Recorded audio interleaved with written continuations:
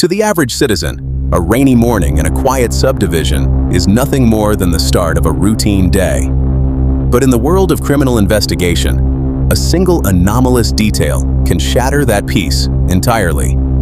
A lone candle burning against the rain. A small cluster of flowers left on a muddy shoulder where no one is supposed to mourn. It was my shift as the investigator on case when the alarm dropped.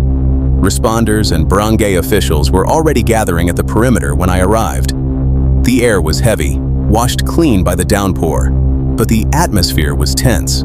There, half buried in the wet earth, was a discarded shoebox. We carefully unearthed it. Inside that flimsy cardboard vault lay the stark reality of a human tragedy. A fully formed fetus, estimated at just 5 months old, quietly cast aside in the dirt. No name, no record, no chance at life. The witnesses in the area could only offer a single thread. Around 5:30 a.m., through the sheets of rain, a lone motorcycle had paused at the spot, dropped something, and vanished into the gray morning. In a modern investigation, your first instinct is to look for digital footprints, but this subdivision had a blind spot. No direct CCTVs at the entrance or exit, and no clear plate numbers captured in the blinding rain. I spent days mapping and mixing highway camera feeds, attempting to find a matching motorcycle profile, but the trail was freezing. Years of analyzing underground networks have taught me that when the physical trail disappears, you have to follow the human supply chain.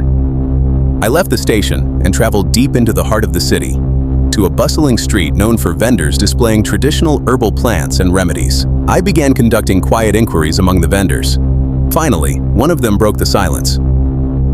She told me that the previous day, a man in his late 30s had approached her stall, desperately asking where to buy Cytotec, a heavily restricted pharmaceutical drug widely used in the black market to induce abortion. She had refused him, but pointed him toward a young woman standing near a concrete post in front of a nearby religious school.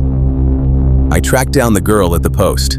Under careful inquiry, she admitted to the transaction. The man had handed her 2,000 pesos in cash. She had disappeared into the crowded market maze, secured the illicit tablets, handed them over to the stranger, and watched him disappear. The timing matched perfectly. By the dawn of the next morning, the shoebox was in the mud. The data began to branch into 2 distinct, conflicting angles. As I went deeper into the neighborhood surrounding the burial site, community whispers began to paint a picture. One angle pointed toward a young local woman living with her grandparents, rumored to be in a long-term, hidden relationship with an older, married man, a profile that fit the city vendor's description perfectly. The second angle pointed toward a young student from a prestigious local institution, gripped by the terror of an unwanted pregnancy, hiding behind the high walls of societal expectation. But in a court of law, whispers carry zero weight. Doubt, suspicion, and neighborhood gossip are not evidence. To build a case that stands before a judge, you need witnesses willing to sign affidavits and take the stand. The vendors and the street informants gave me their statements voluntarily in the dark, but the moment the official ink met the paper, they withdrew into the shadows. "We want justice for the baby," they would whisper, "but we are not willing to testify." Without them, the circumstantial chain was broken. No case could be built. Let's step behind the production curtain of Ching's perspective. Documenting cases of this magnitude requires absolute professional care, extreme ethical boundaries, and total adherence to legal confidentiality. We are dealing with unverified neighborhood profiles, highly sensitive societal issues, and a file that holds no official court conviction. To deliver this profound message to our global community without compromising the privacy of innocent families or violating investigative ethics, we engineer hyper-realistic AI visuals. We entirely reject cartoon filters or dramatic illustrations. We direct the AI engine to capture the somber atmosphere, the reflection of rain on a muddy road, the quiet stance of an investigator, and the stark reality of the scene. This allows us to raise a global mirror to a deep societal tragedy while keeping the real world completely protected. This case is a file that returns to my mind every single time an abandoned fetus is discovered in some forgotten corner of our world. As an investigator, It is a deeply profound and difficult burden. When a crime occurs in the shadows, it is our duty to hunt for the truth. But when the truth is protected by a universal wall of human silence, the scale of justice hangs empty. Why does this practice continue to run rampant in the dark? It is because society often chooses to look at the consequence rather than the root.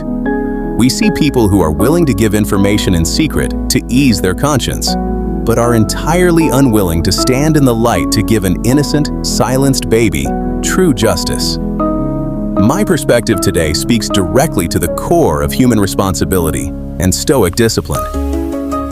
A life cannot be treated as an unwanted inconvenience. When we look at an aborted or abandoned child, we are looking at the ultimate breakdown of human accountability. We see adults who succumb to short-term desires, only to flee from the long-term reality of their actions, leaving a trail of trauma in the dirt.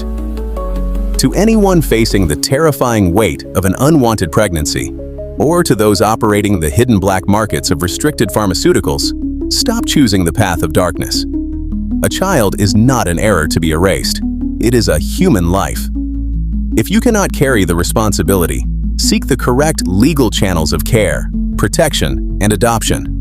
Do not leave your conscience in a shoebox by a muddy road. The law on earth may be hindered by a lack of witnesses, but the universal law of conscience can never be evaded. What is your perspective? When a community chooses silence over testifying, does the guilt of an unsolved crime belong to the perpetrators alone, or does the entire neighborhood share the burden? Let me know your thoughts in the comments below. Keep your mind sharp, your choices honorable, and your perspective grounded. I'm Ching, and I'll see you in the next case file. If you made this far, comment the word "more" so I know who the real ones are.